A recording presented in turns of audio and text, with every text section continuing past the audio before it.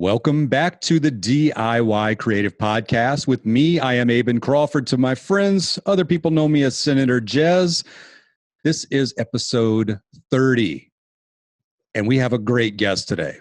A guest that I actually know, just a shade under 8 years. We're not only independent creatives, we also work together. This guy is an illustrator. He does 3D design.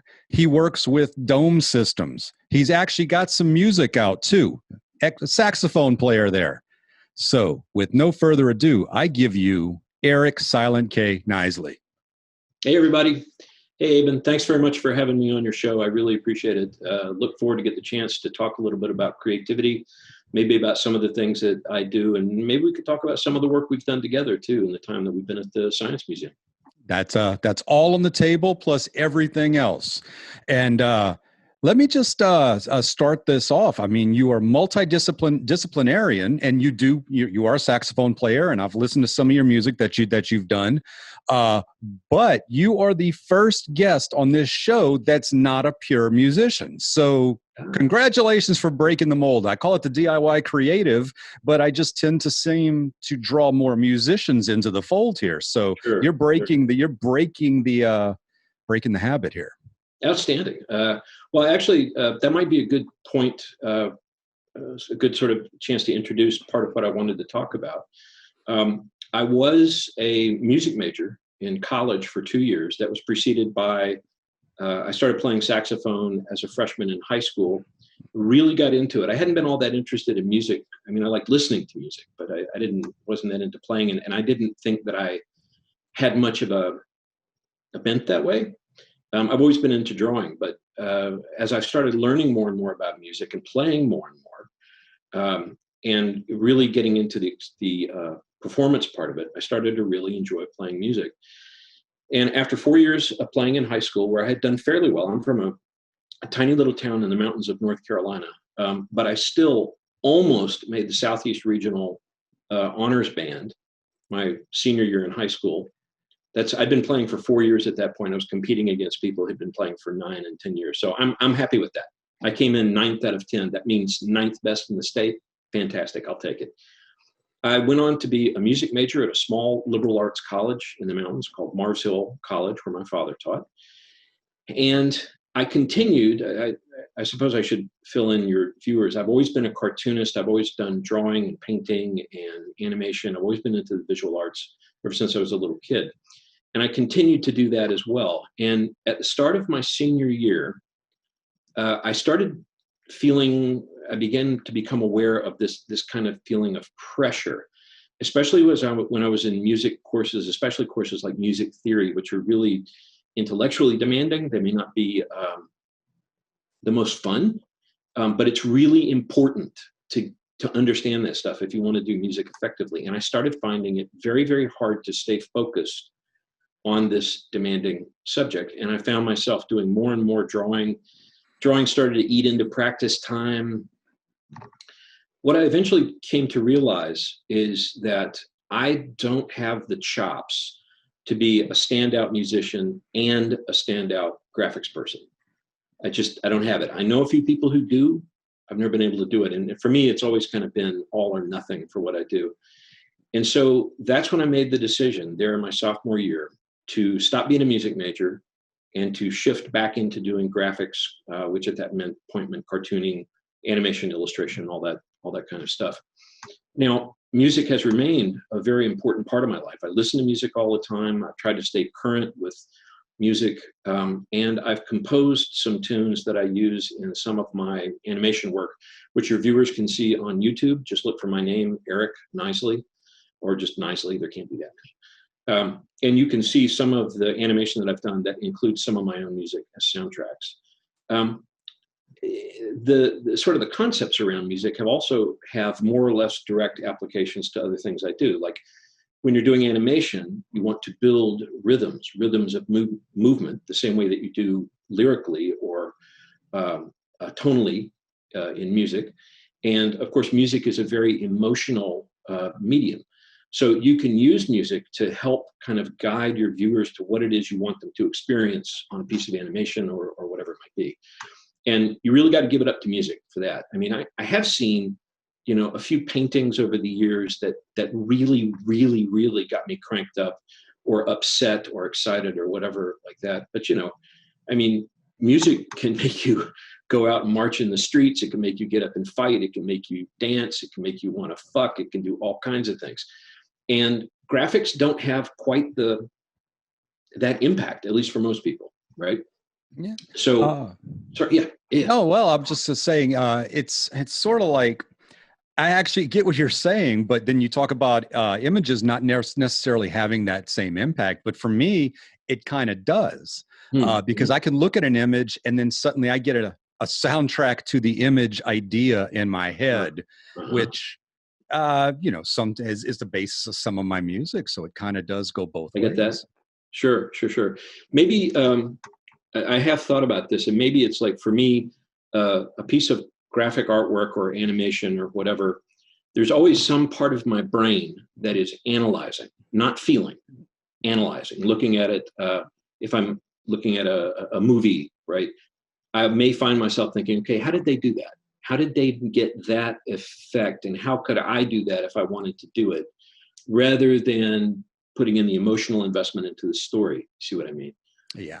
That's part of it. I don't know. That could be. And, talking about music, talking about rhythms, talking about being driven, the beat poets, that was basically poetry and jazz right there. Jazz and poetry, whichever way you want to look at it. The beat poet movement there was definitely influenced by rhythms and beats. So it's kind of a thread that runs through most things if you have a creative mind. Absolutely true, I think. And if you look at like other fields of creative endeavor, like humor, let's say comedy, we both of us have got a good buddy comedian who lives right next door to me. Yeah. By the way, I was on Brian's, I was chatting with Brian live the other night, and it really struck me. I should really just go over and stand in his window with my laptop.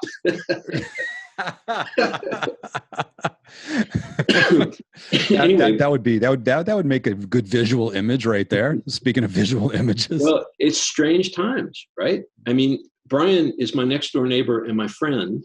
I haven't shaken his hand since March. Yeah. And for everybody listening, this is the science comedian, Brian Malow, the self-proclaimed best science comedian in the world.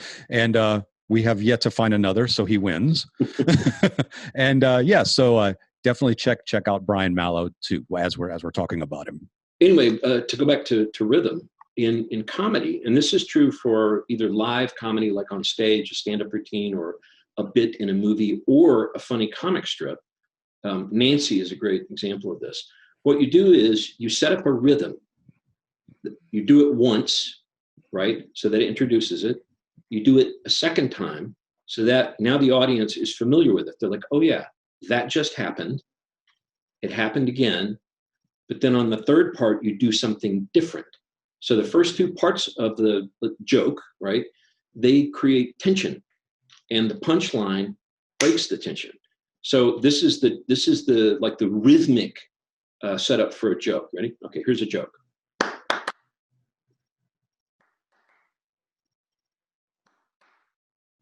We've lost your audio there. Damn it. Oh, no, it's back. It's back. It just, the clap, we could barely hear the claps. We heard the claps. Okay. Well, you get what I'm, right. Can you hear me still? Am I still there? Okay, great. So I think, and if you look at the works of some of the great cartoonists, there's definitely a rhythm to what they do, right? Harvey Kurtzman, who was the creator of the original Mad magazine and a critical figure in American cartooning, was a master at this.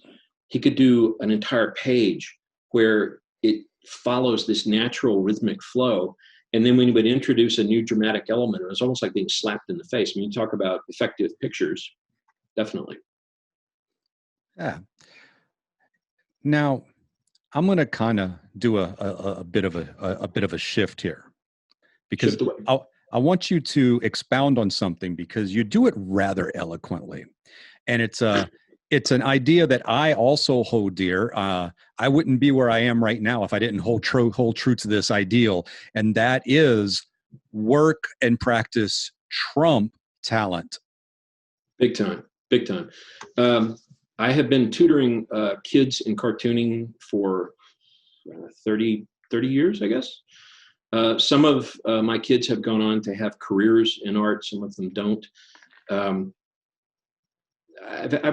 would say, I'm just taking a guess here, but probably 200 kids at this point, I would say, somewhere in that vicinity, including a long stretch working in the homeschooling system in Durham.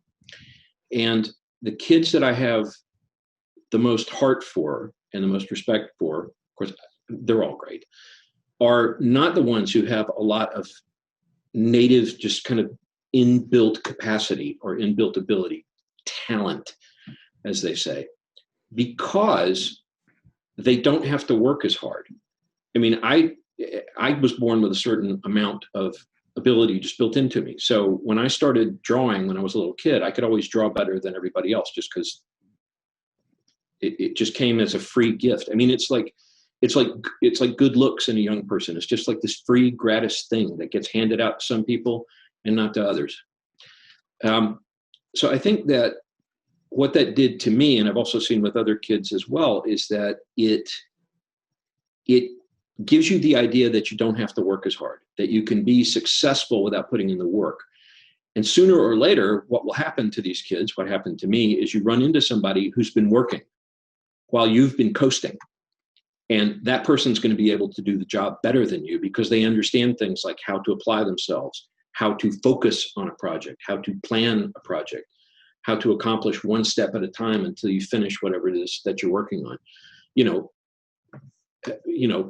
Prodigy me never had to do any of that stuff because I could just sort of make it up as I went along. The end product of that is never going to be as good as the person who actually knows what they're doing, ever. And I'm saying that as someone who's had experience both in the visual arts and in music. I feel very confident about saying that. It also, I think, there's this idea, I don't know where it came from. Maybe we could think about that. But there's this idea that the creative world, creative work is like it lives in its own sort of magical box, right? Like creativity and imagination and the ability to make a painting or to make a piece of music, you either got it or you don't got it. You're either born with it or you're never going to have it. It's bullshit. It's like saying that there are certain people who can dig a post hole and certain people who can't. No, anybody can dig a post hole. Maybe you don't have the greatest whatever inbuilt ability to do it, but anybody can learn to do it. I have proven over and over and over again that anybody can learn to draw. All you do is just, do the work and you'll get better at it. The metaphor that I often use, and I think this will work, especially with you, Eben, considering your background, is of weightlifting. If we go down to the gym and I put 50 pounds on a curl bar, right? And I make you curl it 30 times and you do that every night for 6 months, I absolutely guarantee you'll be stronger at the end than you were at the beginning, unless there's something wrong with you, right? It's the same thing with drawing. I remember having these conversations with kids where I would show them their drawings from 6 months ago versus their drawings today.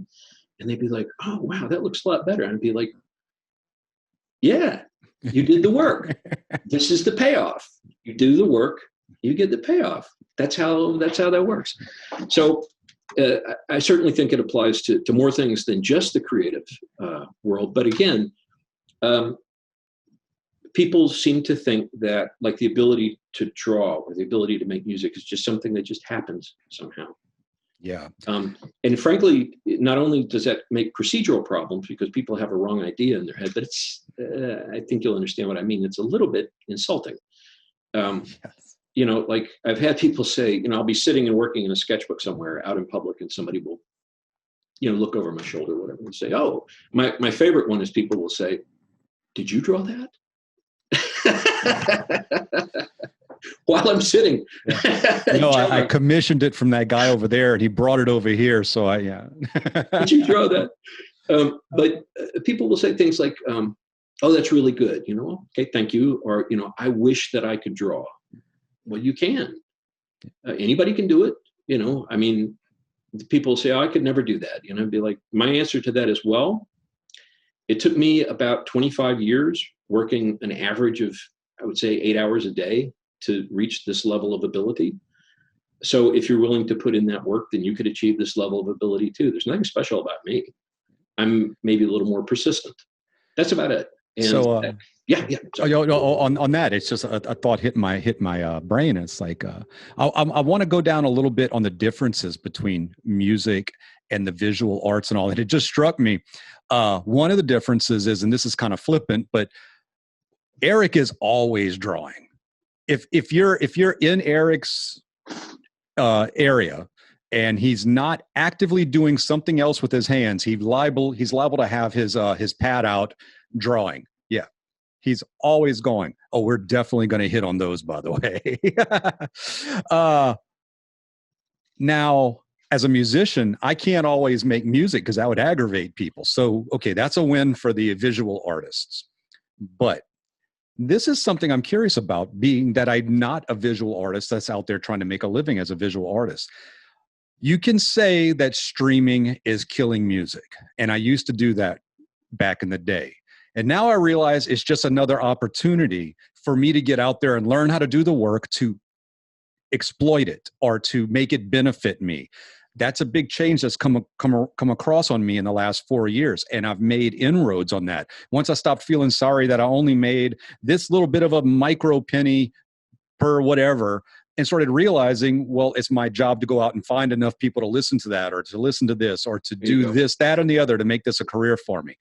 But since streaming has come around, just putting out music technically brings you the chance of income. You don't need an end person to sell to any longer. Mm-hmm. Now that makes music a zero-sum game. People that claim that they can't because there's too many musicians, or they can't because of this or can't because of that, it's not true anymore. Music making gear is cheap. The means of getting music out there is cheap, and anybody can put their music out there. So now I'm going to flip that over to the visual arts, where you don't really have a Spotify. So what's it like being an independent visual artist these days? Because there may actually be a sum game there. There is no Spotify. I mean, music and like comics, let's just say, because I do comics, just say music and comics, right? They have a lot of common, but there are, fundamental technical differences between the two. Music is experienced in real time for the most part, whereas comics, it's a completely artificial timescape that's determined by the size and the shape of the panels, right? So there's that. There are other differences as well. In terms of sort of what you're talking about in terms of sort of the business side of it, the big difference now is there's a couple of things. One is that people, especially younger people, and at this point in my life, everybody's younger. There are people who are very happy to accept 100% digital comics. And there's a billion sites out there where featuring what people call web comics. They're just comics that are on the web. And there are lots of subscription services that you can do to subscribe to different ones. That's not quite as big a deal as it used to be, but still definitely in there. As with music, the digital revolution really opened up the potential for producing artwork. I mean, from Photoshop to you name it, the ability to make all these different things using all this different software, that's been revolutionary. I was incredibly fortunate. I've been lucky all my life, and I was incredibly fortunate to come along when I did, because I had built up enough skill with analog tools that when the digital equivalents became available, I was able to kind of bridge right across to it. I was working with computers anyway, so I didn't have a lot of that sort of initial difficulty that some other artists did. The other big difference is in terms of distribution, in terms of getting stuff out there, because now you can make a comic. Like if you go to lulu.com, I've got a couple of books on Lulu. You can download you can buy the hard copy if you want to. It comes as a paperback, or you can download an electronic Adobe Acrobat document. And people are really happy about that. And, it costs me effectively nothing to do that. So if somebody pays, 40 cents for a comic, that's 40 cents to the good. Right. I really think that the challenge for DIY creatives in a big way regarding the internet is how do you reach the right audience? There are people out there who like what I do. There are people out there who like what you do, Aben. How do you get them? How do you find them? Because you know what the story is. I mean, the problem when I was a child, the problem is that there were maybe 2 comic books a month that I wanted to buy. Maybe, right? Right. The rest of it's crap. The problem now is, especially with the internet, there are millions of publications. And that's not an exaggeration. That's not hyperbole. That is literally true. Millions of comics that I would like to buy, millions of musical presentations that I'd like to purchase. So it becomes the sifting process is much, much, much harder. I'm sure I'm not telling you anything you don't already know, but no, but it's great to have another viewpoint on it. Yeah. I think, I mean, as far as creating artwork goes, what's been interesting to me, again, a lot of it comes to the content creation part of things, because I used to hold this point of view that nothing's ever going to be like an analog brush, like an actual brush with real ink on it, real brush, real ink, real paper, all that kind of stuff. What I have learned is that may be true, but it's completely irrelevant. It doesn't matter at all, because there are plenty of people who are very happy to purchase and enjoy artwork that's made 100% digitally. Yeah, and with some of the apps and some of the programs out now, sometimes it's actually hard to tell when you get a person that's masterful enough using it. And same thing with music. You know, I mean, you still run into the guy out there yelling at the clouds that he'll only go listen to a band where they've been practicing their instruments for years and they're up there. And I'm like, man, if you've ever been to a dance club listening to a DJ, you just mooted your own argument there. You know, I mean, you know, Duke Ellington, talking about music, Duke Ellington said, if it sounds good, it is good. Yeah. And I'm not going to argue with Duke Ellington. No. And neither are you, right? So if people are going for it, then they're going for it. And I think that our responsibility as creators, especially DIY creatives, is to produce the work that we like to do and remain confident that the audience for it is there. It's hard to find, but you got to find your tribe. Definitely there. I think you've had some success with this, have you not? Yes. Well, a lot of it's elbow grease, and I've chosen to stick to Facebook and Instagram for my what would I say, target audience acquisition, to make it sound way more interesting than it probably is. Sounds very sinister, actually. Yeah. Ooh, I'm coming for you. You're going to be part of my cabal. But on Instagram, I use a Gary V method. It's elbow grease, and it's the $1.80 principle, where you find you go and you find keywords that relate to what you do. Then you go in and you search out those keywords on the Instagram app. And then what you do is you find 10 keywords, or is it 9 keywords? Math is not my strong point, but anybody that listens to this show here knows enough that numbers don't matter. Let's just say you find 10 people. This may not come out to $1.80 because I just do it by instinct now. Let's say you find 10 hashtags. So then you go into those hashtags and you find people with art or with anything that's really relevant to what you're doing that you like. And then you leave your 2 cents on each one of those. In other words, you leave a very not a detail, it doesn't be long, but it has to be a real comment, not like, nice stuff, bro, check my stuff out. No, an actual thought out comment about what you're viewing. Now you do that. That's your 2 cents. So $1.80, 90. Okay, like I said, math. Just find 10. Leave 10 comments on 10 different hashtags, 2 cents each, and do the math another time. My brain honestly does not work in math. That's why I barely passed high school. No worries. I think I get the idea. It sounds like what you're doing is it's a way of sifting and sorting and finding people who would be at least potentially interested in what you are doing, correct? And then instead of reaching out to them, say, check out my stuff, bro, you're actually trying to engage them with thoughtful comments. Right. You're much better chance to get them back to check out your stuff. Now, that's the elbow grease side of things. Yeah. I run Facebook ads, and this is interesting. Always choose your artist name carefully. We went through this in with Embers. One of my previous shows. I chose Senator Jaiz. Senator Jaiz, the name Senator Jaiz has been with me in some way, shape, or form since 1995 when I was living in Germany. Senator Jaiz, I always thought it was creepy. I always thought it was cool. I've had a punk band. It was the co-host of my Mevio podcast back when I was doing the Indie Music Blast. I would do voices, and Senator Jaiz was one of the voices. It's been with me forever.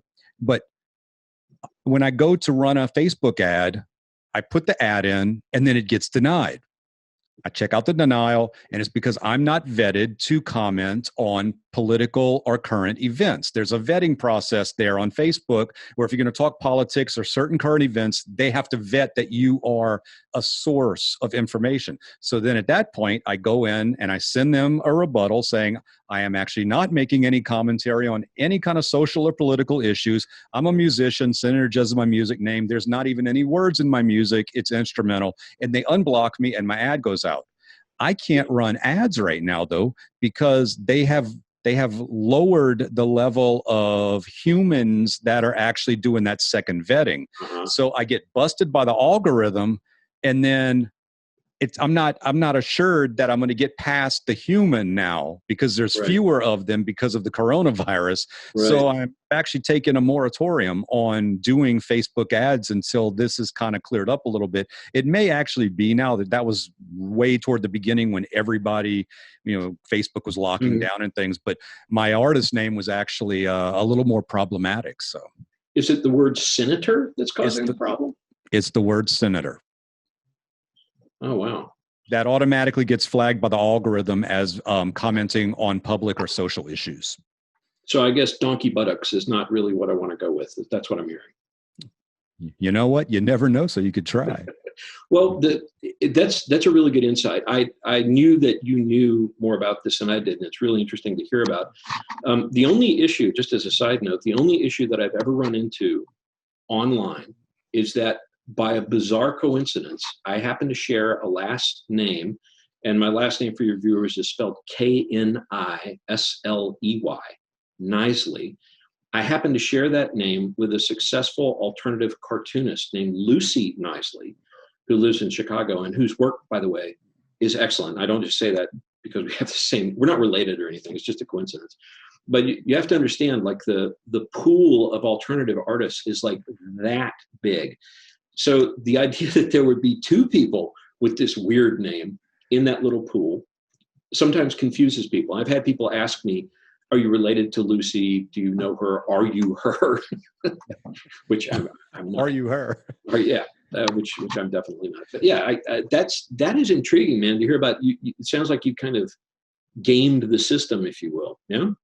Yeah. It's let me give a caveat out there. If you're going to get into online advertising, study. YouTube is your friend. There are courses out there, but watch out because everybody that's had any kind of success then tries to teach you what that success is. And sometimes there's a very good chance that they went viral or they did something else and they can't replicate what they did. They just got to a level and they just stay there. And then they try to tell you how to reach that level. So be careful when you throw your money at training programs. YouTube will take you a long way in learning how to do things. But when you're doing online advertising, and Facebook is really good for this, there's ways to track who interacts with your stuff, how they interact with your stuff, how they approached your ad, and you can change how you want your ad to act. If you want it to be views, if you want it to be website hits, what have you.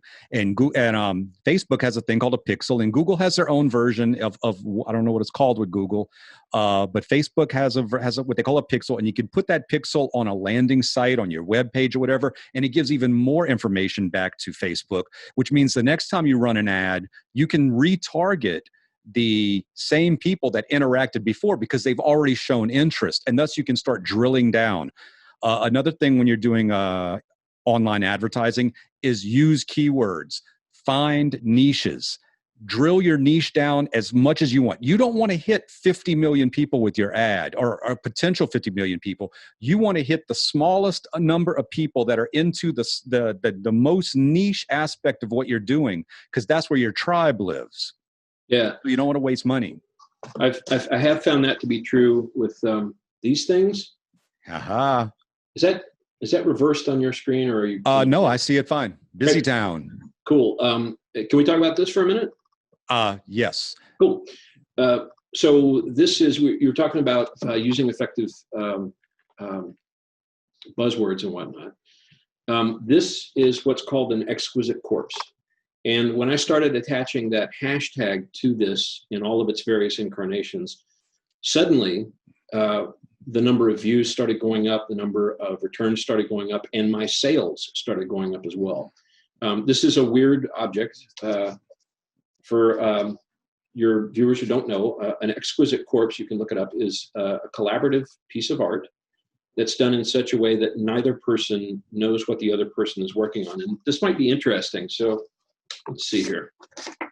Oh, it's definitely interesting. I was looking for the end to bring this into the conversation. Oh, and I just shoved it in there. Yeah. So this is one nice thing. This is a collaborative effort right here. There's always paper lying around. So this book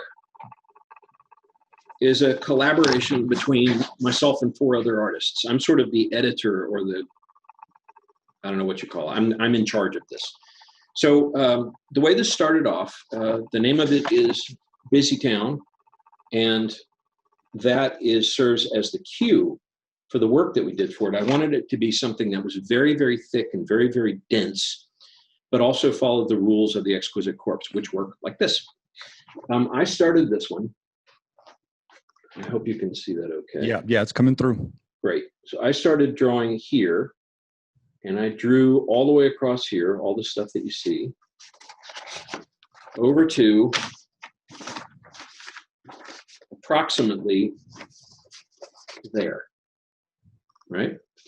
So I then pass this on to the next artist who's in this loop, and he's not allowed to look at what I drew back here. He can only work off this one little strip of imagery that he can see, this little piece here, right? So he starts drawing. I'm sorry, I should have done a better camera setup for this, but I think you'll get it. He draws going across the page over to about there. And then he passes it on to the next person, and then they pass it on, and they pass it on, and I'm sure you get the idea. The sort of the secret sauce with this is that this book is designed as an accordion book. It's 16 feet long. There's a self-scrolling version of it on my YouTube channel that you can look at. It's so awkward to show this thing.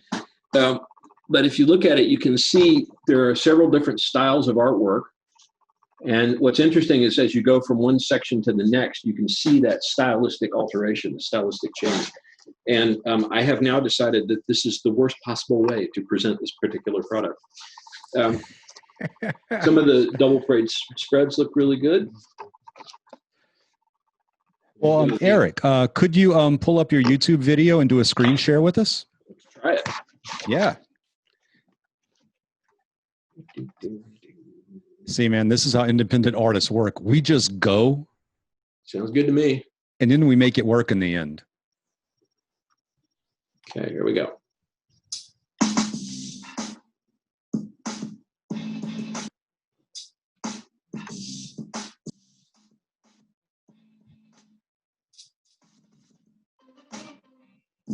This is not my soundtrack, by the way. This is somebody else's.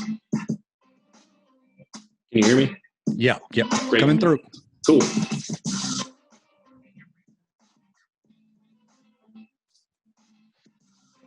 Now you can see how this is moving from one section to another. We're going from this sort of fine line work to a somewhat thicker, somewhat heavier, a little more cartoony look. That indicates that a different artist has picked it up And remember, each artist doesn't know what the previous artist did. So you're working off very, very limited information for that. That's what gives this sort of surreal flow to it. It also took us a little while to figure out what we were doing and sort of really start kicking it around about here. If you look closely, you can also see hidden self-portraits. There's one right there. See his face? Yeah. There's his brow ridge, his nose, mustache, beard. There's a few other things hidden in there too. And if you're willing to buy a copy, you can look for them yourself.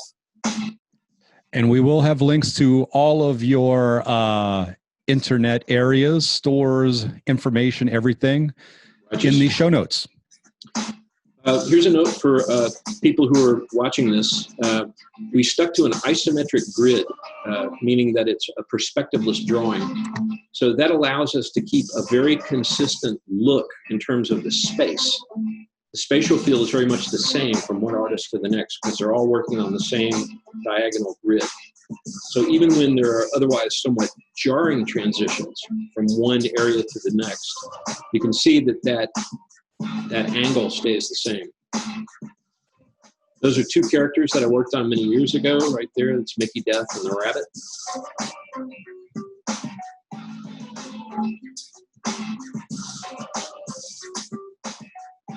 Should maybe mention the original artwork for this particular piece is almost 25 feet long. We reduced it when we printed it, so the printed versions are a little bit smaller. When we finished it, we wanted to unroll it and take a look at it. We had to go to a basketball gym because there was nowhere else we could find with enough open space to do it. It's been shown at a couple of exhibits. People seem to really like it. One of the things that interests me about it is that even though it's effectively impossible to do a narrative, a traditional narrative in this format, since there's no way to build a coherent story, there is a kind of a story. If you just look at it, your brain is trying to put this together in a way that makes sense. So there is something like a narrative there, even though it's kind of weird and not exactly what you expect. That's right there is one of those more jarring of the transitions, but it totally works there at the end. There we go. And these are the 5 artists that were involved. David Eichenberger, myself, Mark McMurray, Adam Hughes, and Mark Smith. All of these guys, by the way, are producing content in and around Raleigh. So if you want to just take a minute and take a note of these names and look for some of their work. Mark Smith is a cartoonist. Adam Hughes does amazing comics. Mark McMurray, also a cartoonist. David Eichenberger is a standalone artist who does amazing pen and ink work. I'd highly recommend, if you enjoyed this at all, I'd highly recommend looking up their work. So there you go. That's an example of the Exquisite Corpse. If you go to my Etsy site, we've got that one plus a couple of others that are for sale.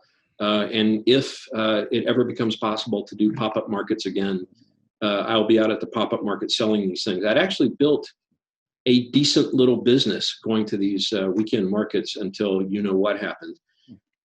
So we'll see. Yeah. Well, the thing about the Exquisite Corpse is you can actually show that to somebody and still social distance. That's right. You almost have no choice, actually. Yeah. So now we've got the Exquisite Corpse. I really wanted to get into that because that's just an excellent piece of work. Let's talk about some of the other aspects of what you do. You do animation, and that's in your own work and for the museum. So I don't know that many people are know a lot about the animation field. I mean, it's come a long way from onion skins and Disney Studios back in the 20s and 30s to where it is today. Maybe you can tell us a little bit about that. Sure. Animation is also one of those creative fields that has been very, very heavily affected by the digital art revolution. I learned to animate when I was in college at UNC Chapel Hill a long, long time ago. Doing traditional one drawing at a time, onion skin style animation. I was originally inspired to be an animator from seeing the original 1933 King Kong when I was 10 or 11 years old. I was old enough to understand that the giant ape that I was looking at was actually a puppet about 18 inches tall. And I could also understand the concept of stop motion animation, which is the technique that was used to animate Kong and the other monsters in that movie, and to be totally swept away by it. I love that movie. It's my favorite movie. I've probably seen it, I don't know, 25 times, 30 times, something like that. I just absolutely love it. You could never get it made again these days because, among other things, it features blatant sexism, racism, and a lot of other bad things. But it's such a good movie. Anyway, that's what got me interested in it. Maybe we edit that out too. That led me to being interested in animation. When I was a kid, my father started bringing home these boxes of used computer punch cards. And if you know what that means, you're old. And if you don't worry about it. I would take these cards and do flip book animations, where you go through and flip the cards like this. I became completely enamored of it. And I did this epic battle between Vikings and monsters or something like that. It was like 6,000 of these cards in these big fat stacks like this. You could only flip maybe a couple of hundred of them at a time. So you'd have to watch it in sequence to get it. I wish I still had that. It's long gone. But so when I got to college, animation is something I was really interested in. As I said, I learned all about it. We did some work for when I was a work study student at UNC. We did the intro to a stop motion piece for Kitty Hawk out on the Outer Banks of North Carolina, which is where the Wright brothers made their first flight. Sorry, Ohio. It happened in North Carolina. Sorry about that. So we actually built a scale model of their glider. It was big, probably 4 feet across, I'd say. And then we animated the thing flying over the dunescape of the Outer Banks and then coming in for a landing. And it was a great thing to learn on because that kind of animation is super, super, super picky. So we had to do things like we had set up the propellers so that they were ratcheted so that they would turn a realistic amount, right? So that when you actually animated the thing, it looked correct. It looked like it was rotating properly. We built working vanes so that when the little puppet of I guess it was Orville who was operating the aircraft moved his feet, the veins in the back of the thing would do like this, et cetera, et cetera. It was an awesome experience. And it also showed me, it was another one of those decision points for me, because as much as I enjoyed doing it, I hated it even more. It was one of the most tedious things I've ever been involved in my life. I mean, you're talking about going in, you shoot a frame or 2 frames, and then you go in, turn this ratchet, turn that ratchet, move this, an eighth of an inch, tilt the puppet very slightly to accommodate it, move these clouds in the background, and you're going through and you're checking all of this off on a little list. Check, right? Pull back, shoot 1 frame. Come back in, tweak this, move this, fiddle with this. Oh, God, it's awful. So I knew that I didn't have the patience for that. I knew I just couldn't do it. I would never be able to sit still. I'd lose my mind trying to do that. So when desktop computer animation came in, I was like, back in the game, because the computer does all that shitty, boring stuff for you. And you get to focus on the more fun stuff, which is the design, the effects, and all that kind of stuff. Animation has also been brought to the desktop by the computer revolution, the digital revolution. So people can start up their own animation studios, and I'm talking like the real deal, like capable of doing full-on work for websites or TV or whatever it is you want, for not that much money anymore. There is really, really excellent top-rated 3D software that's available for free, legitimately for free. If you're interested, check out Blender. It's just like it sounds, blender.org, which is an amazing piece of open source 3D software. You can also do 2D animation with it too. It's an incredible piece of work, and for free, for free. I got really interested in doing animation. I helped to found a multimedia company in the late 80s, early 90s. And one of the clients that we had was this company, which was named at the time the Alternate Realities Corporation, a terrible name that they changed. But what they made was these big projection dome systems. So your viewers could imagine like a planetarium dome, but they were also used for doing flight simulation, driver training. They were used in museum displays, science centers, and so on and so forth. this is one of those, that's another decision point for me. And it's where I learned one of the most important lessons I've ever learned in my life. So here it is. They came to me, we did, the multimedia company I was with did their website, and that got me really interested in this product that they were doing. And also I went and I looked and I stood inside their dome, and it's like they're projecting an image onto the dome, which is a curved surface, which looked perfectly correct to me with no visible distortion at all. So I had an image that completely engaged my whole field of view, 180 by 180 degrees. If you've never experienced this, there's almost no way to describe it. You just have to do it. And I thought, oh my God, this is the coolest thing I've ever seen. I want to do this. So they came to me after they built the website and said, hey, we need somebody to help work on content for these domes because we don't really know how to do it. And we need somebody to do animation. Are you interested? Here's the lesson I learned. The lesson I learned is just say yes.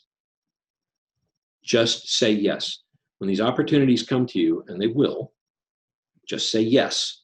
I said yes. That led to nearly 15 years of traveling all over the world. I've been to about 60 countries outside the US, getting to do stuff like working with NASA and Disney, being involved in all kinds of flight simulator and other sorts of things, doing classified projects for the Air Force and blah, blah, blah.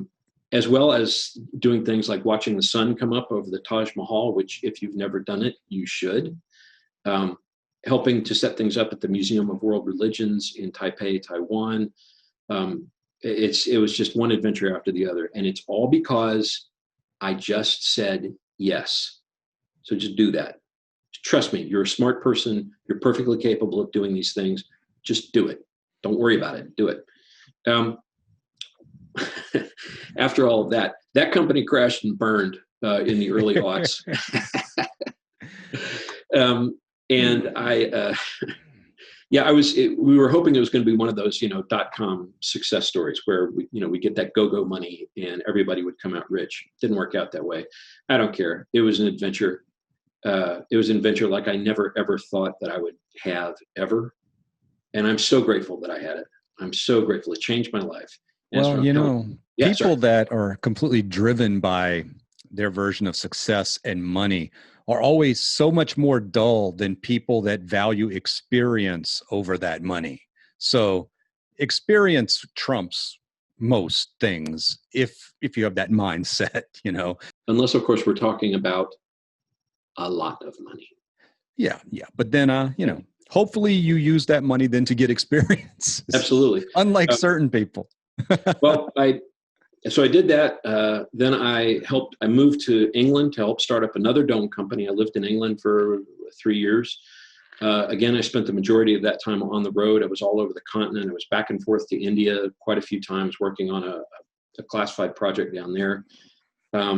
Worked in Saudi Arabia, a bunch of other places, and just it was just amazing. And you'd actually ask me about animation, and I meant to mention this, but animation for domes was a fascinating thing to get into because from the technical point of view, it's very doable, and it's not even that hard to understand. If you ever looked at it like a doorknob, like a brass doorknob, so it's got that super fisheye look to it, that's it. There are many different ways to create that using computer animation techniques. There's a bunch of different ways, right? But here's the thing. In a way, our position there in the late 90s, early aughts is analogous to the position of filmmakers in, say, 1910, 1912, right? They've got the technology. They've got this thing, and you turn the crank, and it'll capture a series of images in a sequence, which you can then play back later, right? So the technology part of it works. But the narrative part of it, they don't understand. If you've ever looked at movies from that period, like they don't understand how to cross-cut. They don't understand how to tell like two stories at the same time. They don't understand how to set up a two-shot. They don't understand the language of film because there was no language of film at the time. And for us in the dome world, especially after the digital revolution, is very much the same kind of thing. I mean, yes, I can make an image. You can project it onto a dome or a panorama or whatever you want, and it'll look right. It'll appear distortion-free. Great. What is that good for? What do you do with it? Right. You see what I mean? And if you don't have the language, the dome film language how do you then communicate that out? So I got really involved with that. I got very, very hot and heavy with trying to figure out that part of it. And there was a period of time there where I would say I was probably one of the top experts worldwide in that particular subject, in creating animation for dumps, which would lead on to training people at the Moorhead Planetarium at UNC and a bunch of other stuff. I wouldn't say that about myself now. It's probably true then. Again, but it was, I knew how to do animation, so that's how I got the gig. And I said yes. Yeah, that's pretty cool. So you mentioned King Kong, and also one of my favorite movies. And they have tried in the 80s with Jessica Lange, and in 1980, I believe, with Jessica Lange, and then more recently with Jack Black and that crew. And they just don't have the heart. They have the better special effects, but they just don't have the heart. But looking at how that inspired you, that film inspired you, who are some of the people? As independents, we like to act like we're the most original people in the world, but we're all standing on the shoulders of giants. Who are some of the people that have inspired you and have kind of directed how your art is created, or that you've stolen from a little bit, because good artists borrow, great artists steal? That's right. And you should steal from the best, as I tried to always teach my students. That's another hurdle that you kind of have to get over as a creative person. It's like, well, I want to produce something original. Well, good luck with that. Yeah. I never have. I know maybe two artists who have, maybe the outside. I think maybe you have to be a genius to pull off something like that. Yeah. So influences. When I was a kid, I was born in 61, and this was like around 67, 68. I became aware of comic books. Again, as I said earlier, I grew up in a very small town in the mountains of North Carolina. There wasn't much up there, but there was a drugstore, and every month they had remember those spinner racks with comics that said, "Hey Kids" comics on it? Every month there would be new comics in there. I got interested and I started looking at them, and in relatively short order, I was able to determine that this work was being produced by individual artists. And then I was able to figure out which ones I liked. And the ones that I liked were at the top of the list was Jack Kirby. For your viewers who aren't familiar, he was an extremely important American cartoonist, especially in the superhero genre. He was active from World War II right up to the late 80s, or maybe longer than that. He created or co-created Captain America, the Incredible Hulk, the Fantastic Four, Iron Man, most of the Avengers, et cetera, et cetera, et cetera. If you've seen or watched the Marvel Cinematic Universe movies over the past 11 or 12 years, Kirby is the creator of a lot of that. Certainly the creator of the look and feel and the dynamic images that were in it. And I thought, God, this is great. I love what this guy does. And so I would go down there and I would buy one of his comics, and then I would go home and I would pick a panel out of the comic, the Incredible Hulk or whatever it was. And I would draw that panel over and over and over again, in pencil on one of those shitty old drawing tablets you could get for kids at the time. And of course I was terrible at it, but what I discovered is that if you apply yourself steadily, we're back to that work thing. If you apply yourself steadily, you'll improve.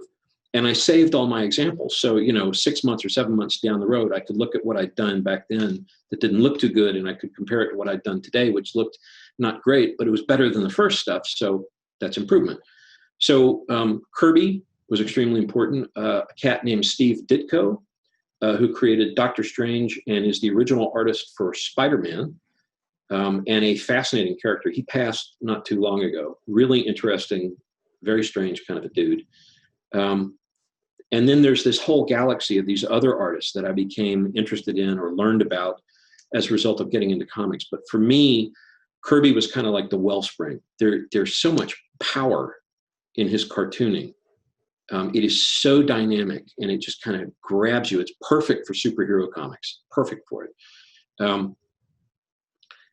Then, as time went by, comics kind of entered a sort of a doldrums there in the middle to late 70s. There was interesting work still being done, but the general quality of the stories was not great, and the comics were very hampered by what was called the Comics Code.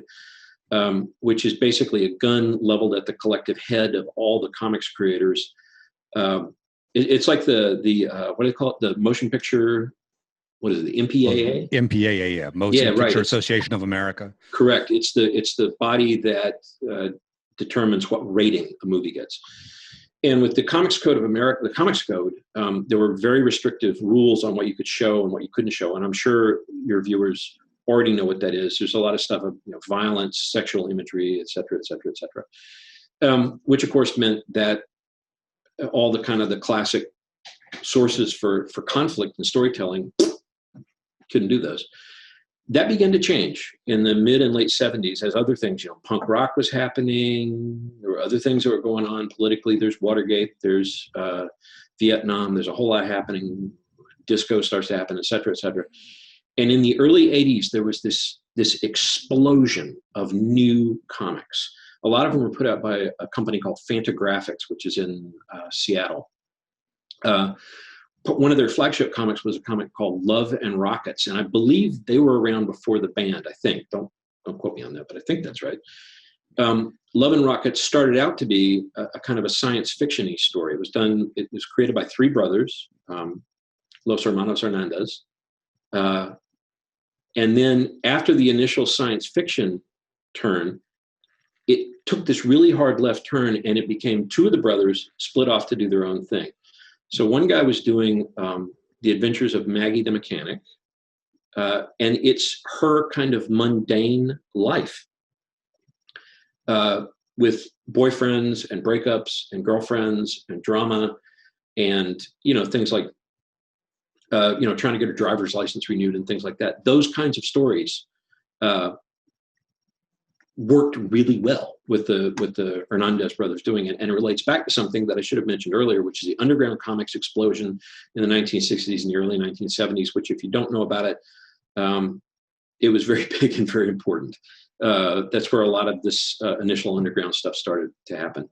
So that kind of opened the floodgates to people who had never done comics or who had never been able to do comics the way that they wanted to do the sort of comics they really wanted to do. At the same time, the European market became available to Americans mostly through the magazine Heavy Metal. Do you know what I'm talking about? Yeah, and can you believe that I signed up for the Heavy Metal email list years ago. Okay. I just started getting emails from them again. They want me to subscribe. Sweet. Yeah, go figure. Well, that magazine brought in lots of European cartoonists, because while American comics had been shackled to this dumb comics code, I don't like it very much, the comics code. European and Asian cartoonists had been charging ahead. They'd been very much inspired by American comics, and they had continued to charge ahead. So now there was this market for adult comic books. I don't mean just sexy stuff or whatever, but comics that are written with adult themes in mind, right? Right. And those finally became more available here in the States. The comics code got kicked to the curb, and it's just been nonstop ever since. The problem when I was a kid is there were never more than those two comics that I ever wanted to buy. The rest of it was crap. And the problem now, as I said earlier, is that there are millions and millions of things that I would love to buy and read. It's just endless. Hang just a sec. Keep talking, actually. I'll be right back. One of my all-time fantasies is being able to walk into one of the really big comic book stores, like in, there's one in, I think it's in Shibuya in Tokyo, to be rich enough to walk up to the front counter and say, I'll take one of each. I'll wait. Oh, we're back. Go ahead and. Yeah. So, oh yeah, okay. Oh, look at this. What Aben is holding, I don't even think I've got a copy of it. What Aben is holding is a copy of Mickey Death in the Winds of Impotence, which is a comic created by my good friend Kevin Dixon and myself back in the 90s when we were young and full of piss and vinegar. It's awesome. Thank you very much. It was the biggest thing that I'd ever tried to do up to that point. Kevin was amazing to work with. He's an incredible guy. He also is part of a band called Zen Frisbee. Zenfrisbee. They're a Chapel Hill band. They've been around forever. Legendary band. Definitely worth your time to seek them out. So Mickey Death and the Winds of Impotence, we submitted that to a, what would you call it? To try and get this grant. It was called the Zurich Foundation Grant, and it was founded by the two guys who did the Teenage Mutant Ninja Turtles, Kevin Eastman and Peter Laird. So we submitted Mickey Death and the Winds of Impotence to them, and we got, I think it was a $10,000 grant, which at the time was more money than both of us put together had ever had. And we learned a very important lesson, really important lesson from that experience, which is this. And this will relate back to what we were talking about earlier about business. I can make a good comic book, and Kevin and I working together made a very good comic book. That's fine. Neither one of us could make the deal. Neither one of us understood how to get distribution, how to work that, how to make it work for us. We didn't know anything about it. And so we completely failed at it.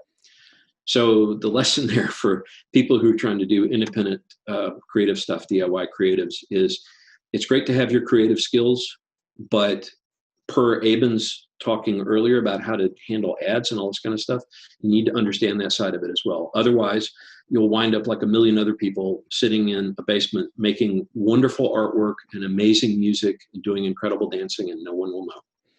So this is an example of a comic I put together with one of my old students. It's done completely improvisationally. There was no attempt to have a story, really. We're just passing it back and forth with the idea that it would be two monsters fighting, hence the name. And it was super fun to work on. My student was Mike Houston. He did the Bunt Nipper. Yeah, the Bunt Nipper. And I did this other guy that sort of looks like Godzilla. Mike has continued on and is now an animator in New York. This is the back cover of the book that we did. Oh, that's pretty cool, man. Show you just a couple of these. These are some sketchbook drawings from the past number of years. One of the advantages, as they've been said, of doing visual arts is that you can carry a little sketchbook around in your pocket wherever you go. So it's possible to make drawings anywhere. When I was traveling a lot, when I had my international traveling job, I would usually go through, 2 or 3 sketchbooks in a month because I spent so much time sitting on airplanes. And it's great because you can just quickly knock out little ideas like this guy, Wrangle Dangle, the Dangler Wrangler. I have no idea what this guy is for. I have no idea where this story might go. But I just thought it was interesting. And so I made this little quick sketch of it. I want to kick on a point while you're showing these right now, what you just said. I know so many people, myself in the past, you buy a sketchbook or something, you do a couple of things, you get discouraged because what you're doing isn't good, and then you quit. Now, how many sketchbooks did you go through and in what amount of time? At this point, it's hundreds or thousands, more likely. I think, drawing for me is a compulsion. Which is why I never stop. I mean, as you mentioned earlier, at meetings, I just sit there and doodle in my sketchbook because that's what I do. This one, the one that's up right now was, I was trying to come up with cartoons with funny captions, right? Like for the New Yorker or something like that. And this is the closest I ever got. I have no idea, again, what it means. Ink wash. This is markers, using cheap felt tip markers to draw with. I'm a big believer in the idea that you can do good work with almost anything if you're willing to. More just cheap, crappy magic markers. This was at San Diego Comic-Con 2006. It was like a million years ago. There's George W. Bush, our president. I am not a good caricaturist. I generally leave that to people who know what they're doing, but there's just something so eminently cartoonish about that guy. I just couldn't help myself. I spent a whole lot of time trying to learn how to draw people better, especially in terms of expressing their emotions, especially in terms of expressing subtle emotions, which is really hard. But I've been working on it for quite a few years now, and I feel like I'm kind of getting there. Like this elegantly dressed fellow here in the Cape obviously is upset about something, but there's a little bit of hesitancy in his stand. Like you get the feeling like he might be getting ready to jump into action, or maybe he's going to lose his nerve, or at least that's what I see when I look at it. The lady over here, to my eye, is remembering something that was pleasant. And it might have just been a good meal or maybe a moment with a friend. It's like a little moment for her. This is on one of my flights from London to Delhi, and this was a fellow I saw at the, I think it was at the Gatwick airport where I took off, just as drunk as he could be. Gatwick does that to people. It does. I can talk a little bit about this stuff, and then I'll circle back around. You'd want to talk about the museum thing. This is one of my collage pieces. This one is called Stormy Weather. Collage was also really impacted by the digital toolkit that we now have available, because it's possible to do even very, very small elements like this little car over here, things like that. And you can do things like you can add in shadows and stuff. It's like color forms for grown-ups. Yes, exactly. That's a really good way to put it. That's right. It also allows you to clip out the images much more accurately than you could ever do with a pair of scissors, which is fun. This one's called Pure Action for Men, and it's made up entirely of images from men's pulp magazines from the 50s and the early 60s.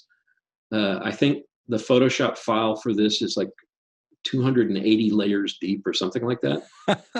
And the printed out version is 4 feet by 3 feet, which you really need it to be that size. I mean, looking at it, right, especially if you're looking at it on a phone, you have no idea what you're looking at here. Well, that puts stop motion animation in context when you say you didn't have the patience for that, but this is over 200 layers deep. That really puts the stop motion animation in context. Yep, compelled to do it, man. It's a compulsion. This one's called The Window Gazer, because it's a series of, I think, 4 or 5 different people looking through windows. It's got a nice surreal feel to it, per your comment earlier on the Beat Poets, who are very much into surrealism. This one is called Bachelor Pad.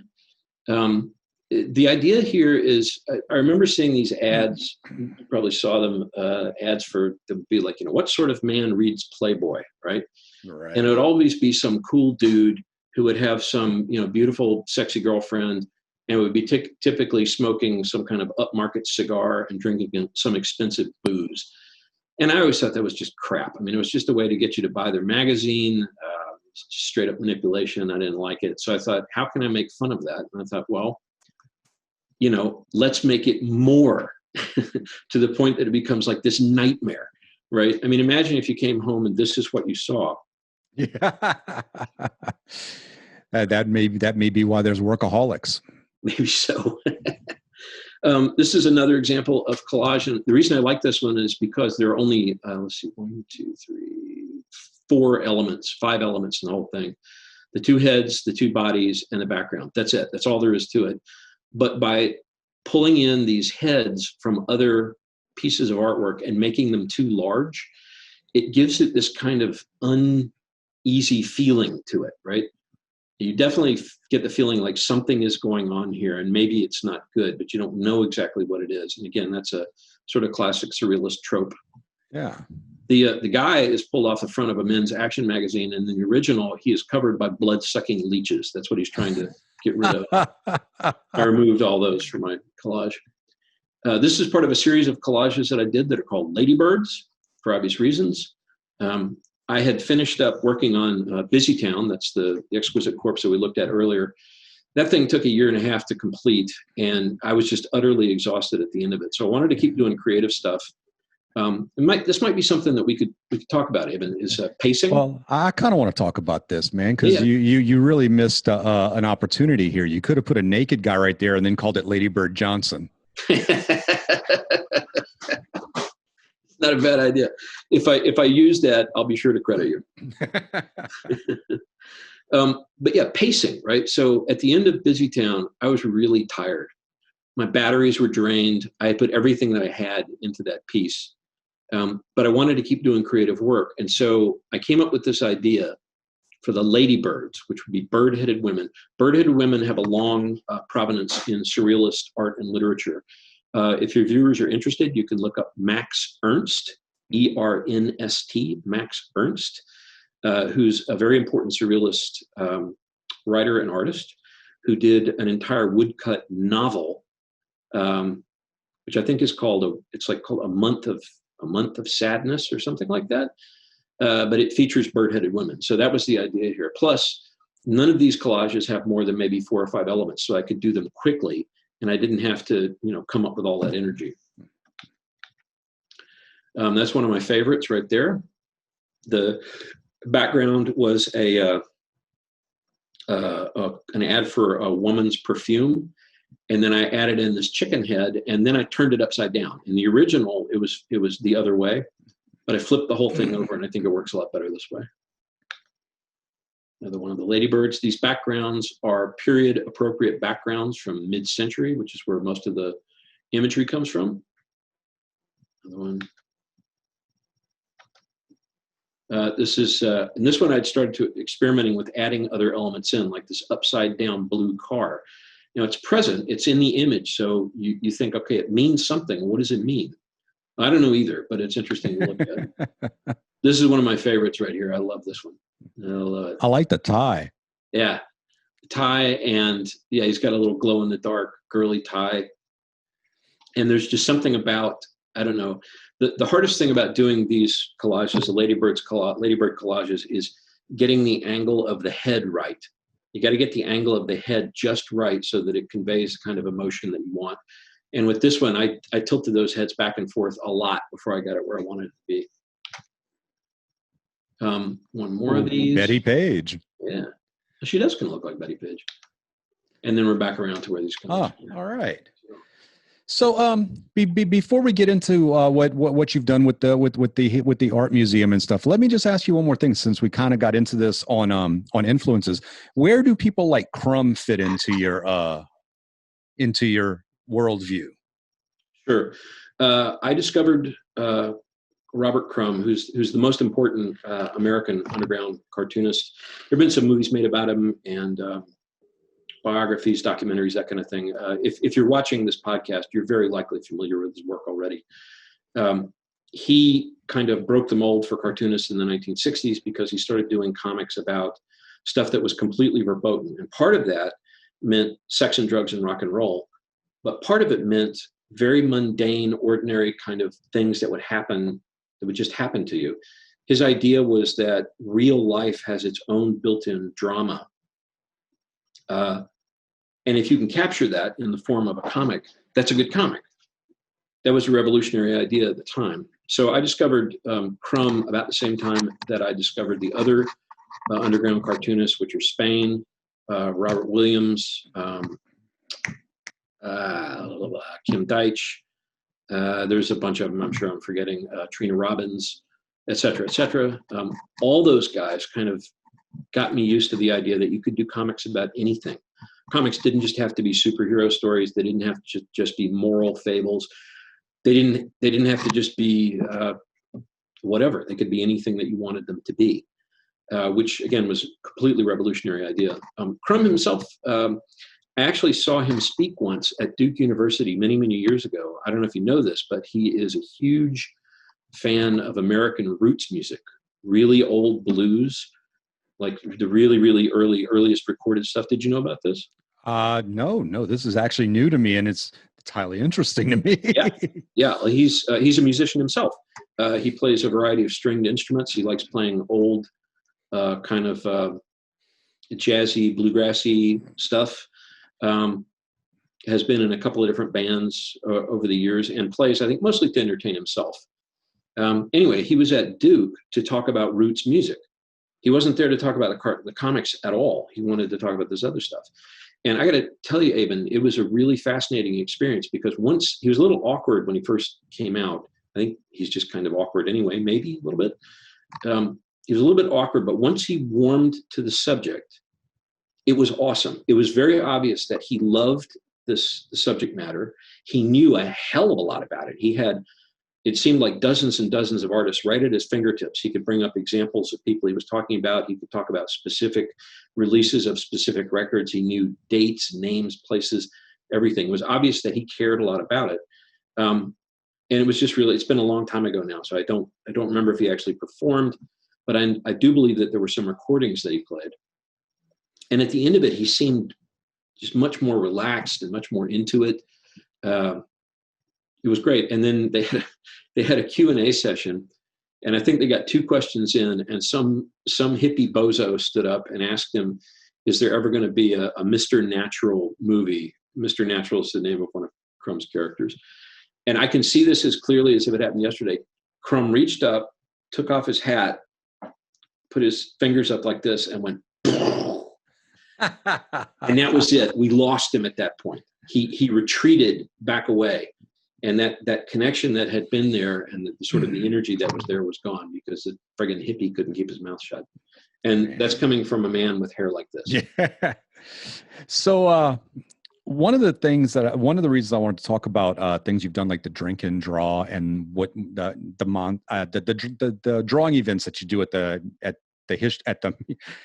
drawing events that you do at the Museum of Art, is because we're so isolated right now. And now for musicians, you could always go get a club date or something along that line. But right here in the illustrator community, you guys really were doing a lot of social activities, out and about activities that could be pretty much taken as a club date or when you go to the museum. If you could touch on that a little bit, the more social, the more out there aspect. Sure. Drink and draw is a long-time tradition in the cartooning community, because you drink and you draw, and cartoonists like both those things for the most part. It wasn't a bait and switch. No, it's a lot of fun to get together with other cartoonists. There are many different ways you can do it. I've been to drink and draws where there'll be a leader or a moderator who will deal out challenges or themes to the group, and you'll draw to that challenge, or you'll draw to that theme, whatever it might be. We've done things like the Exquisite Corpses that I showed earlier, or just what's called a panel pass, where you draw one panel of a comic, and then you pass that piece of paper to the next person, and they draw the next panel, and you keep going that way. It's amazing what can come out of that. A lot of times at these drink and draws, you'll get people who will just drift in, people who don't have any drawing skill, but who do have a sense of humor. And you learn an important lesson, which is that even if somebody can only draw stick figures, if the idea is good, if the joke is funny, right, that'll work. There's a guy named Matt Fiesel who's been doing stick figure comics for, I don't know, 40 years, has had a very successful career at it. And these comics are great, and they're stick figures. Your readers could look for The Amazing Cynical Man. That's spelled just like it sounds, The Amazing Cynical Man. And Matt Fiesel's last name, I think, is Feazell, maybe? Don't be mad, Matt, if you see this. Matt actually lived around Raleigh for a while. I remember doing a drawing thing with him way back in the day. So the drink and draw, the social aspect of it is also great, because cartoonists spend a lot of time sitting alone in a room. So it's really good to get out and talk to other people, hang out, find out what people are doing, get caught up with whatever it is that people are focused on doing, that kind of thing. The current situation with the virus, of course, has put the kibosh on all of that, unfortunately. I should not complain. My situation is much better than many, many people's. I'm incredibly fortunate to have what I have. So I don't mean for that. I know that there are people out there probably who are watching this who really took it in the neck from this thing. Would that had not happened. Would that had not happened. Okay, so that being said, the social aspect now is missing. You can do Zoom meetings and that kind of thing, but it's a little bit like playing music with other people. You get energy from them and you give energy to the group, and it's the same thing with music. And if you're working through the medium of an unreliable piece of technology, it's better than nothing, I guess is what I would say. I mean, I don't know, have you been doing jams through the internet, that kind of thing? Or? I've done a few live shows, but pretty much other than that, and there was never another person involved. Some people are doing that. They're probably have a little bit better setup than I am, because that's a pretty high level setup to play music with others live. I've been getting the podcast out, and I've done a few performances, but other than that, not really. Gotcha.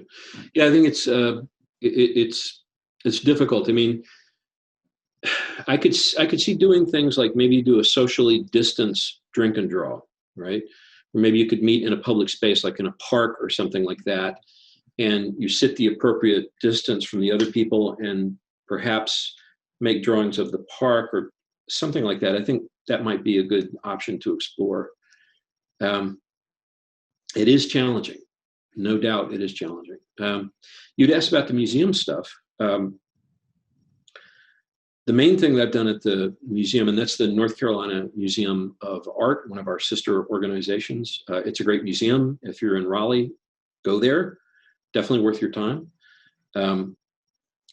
They have an event every year called the Monster Drawing Rally, which is where they pull in a total of 75 artists, mostly from the local area. And you go in shifts. There are 3 shifts with 25 artists per shift.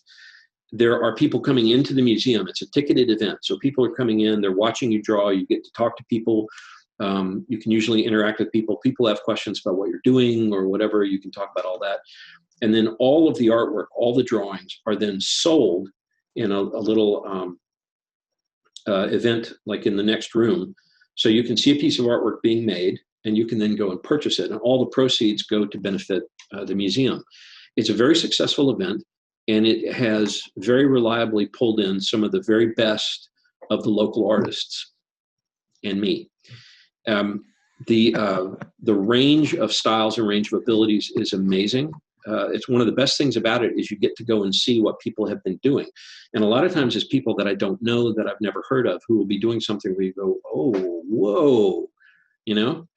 And it's a chance for the public to come in. And it also helps, like we were talking about earlier on, it demystifies the process. I mean, if you see somebody who looks like this, you know, making a piece of artwork, it's like, this isn't some fabulous Hollywood movie star doing something incredible. It's some dude who can push a pencil around. Well, if he can do it, I can do it, right? So, excuse me. That has been one of the most fun things that I've been involved in. I've been involved in it right from the very start. I've done it 4 or 5 in a row, I think. I don't know what the disposition of the museum is regarding that event this year. And to be honest, I haven't tried to find out because I think it's going to be depressing. But maybe something can happen. Maybe. It'd be great if it could, because that social aspect is really helpful in terms of making the art. That was a long answer to a simple question. Sorry. Well, Eric, we've been going a while now. I would like to kind of start trailing out Sure. with any advice you have for creatives that we may not have dropped yet, things that you've learned along your way, some tips for people that may be looking to get into being an independent creative, maybe taking that jump, realizing you don't have to have an overlord telling you what to do. Maybe you can just go out there and do it yourself. Anything that you have to say to them right now? Well, I would preface it by saying that you can hear the same advice from a lot of other people who've been in this thing for a while. I'm pushing 60, and I've been at least a semi-independent artist since I was in my 20s. So I've had a lot of time to kind of go through this and make a lot of the mistakes that you make in the process, and hopefully learn a few of the lessons that you learn.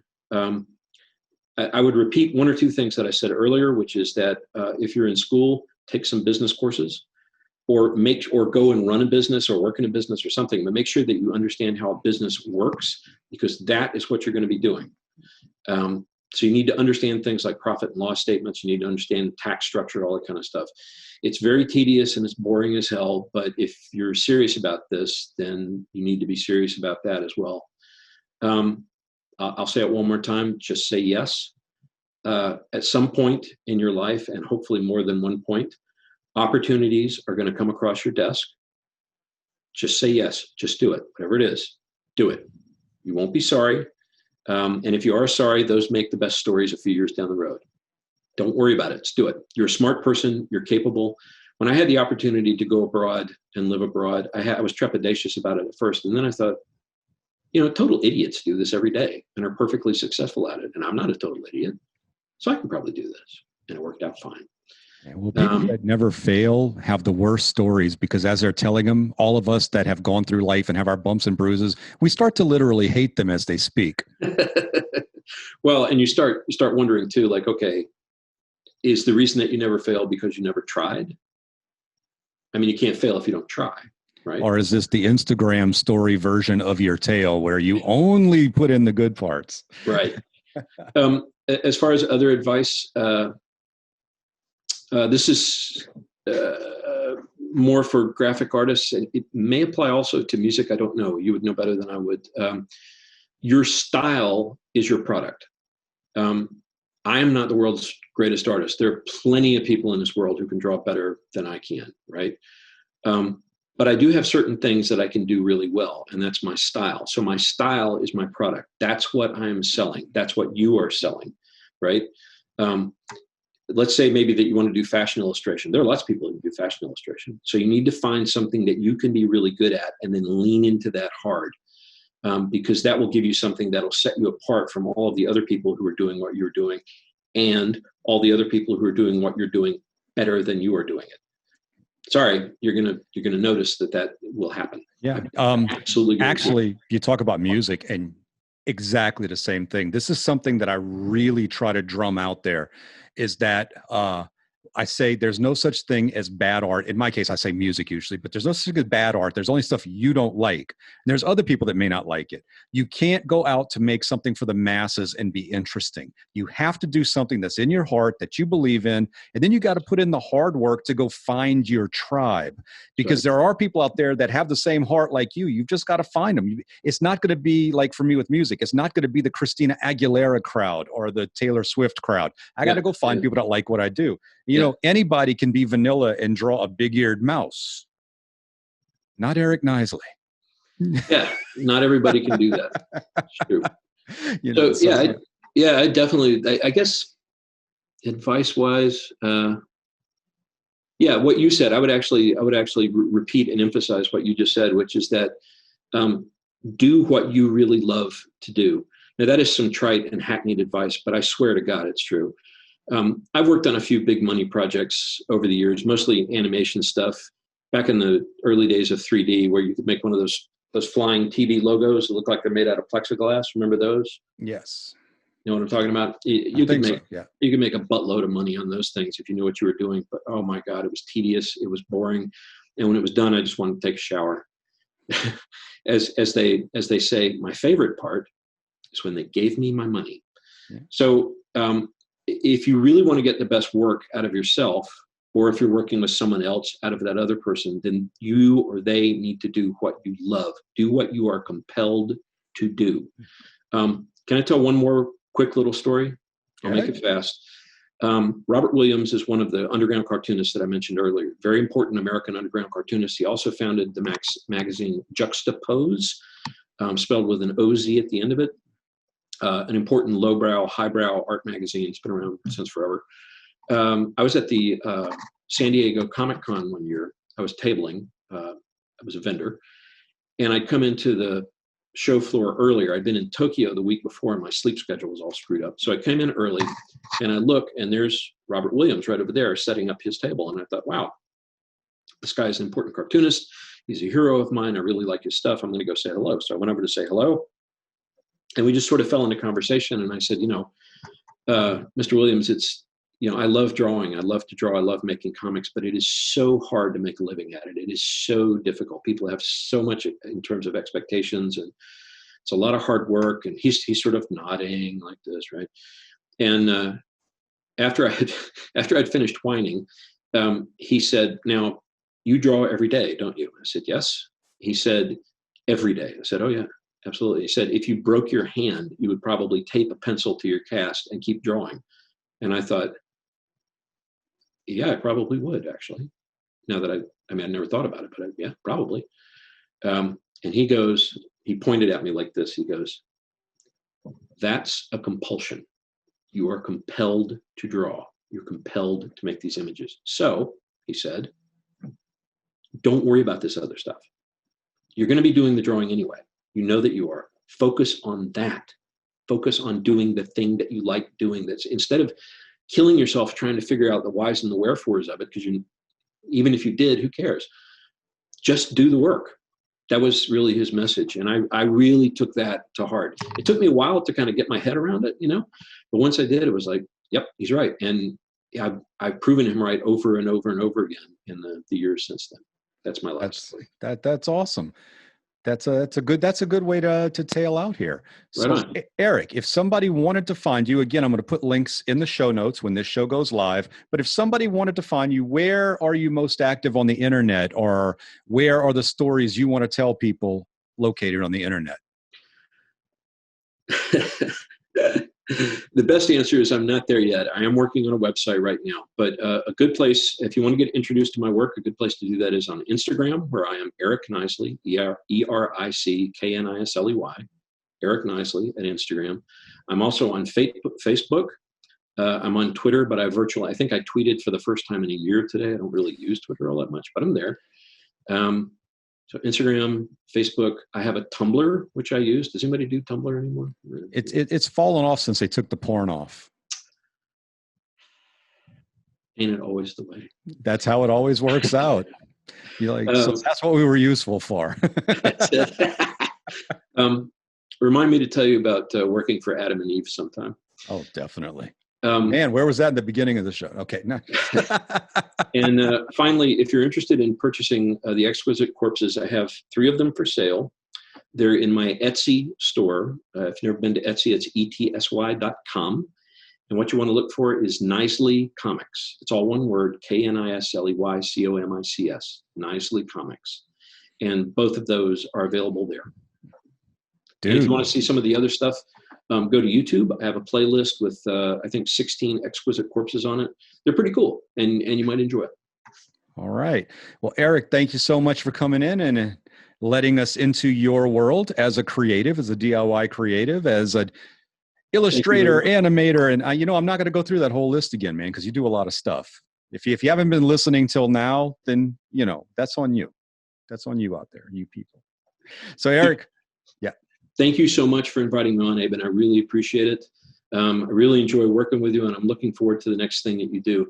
I've got some thoughts about the cuts you sent out, the link that you sent me with the new stuff, but I want to get my thoughts organized before I respond. My mental health, in other words. I've been kind of teasing that here on the show. It's coming, people. It's something that's coming. It'll be great. It'll be great. All right.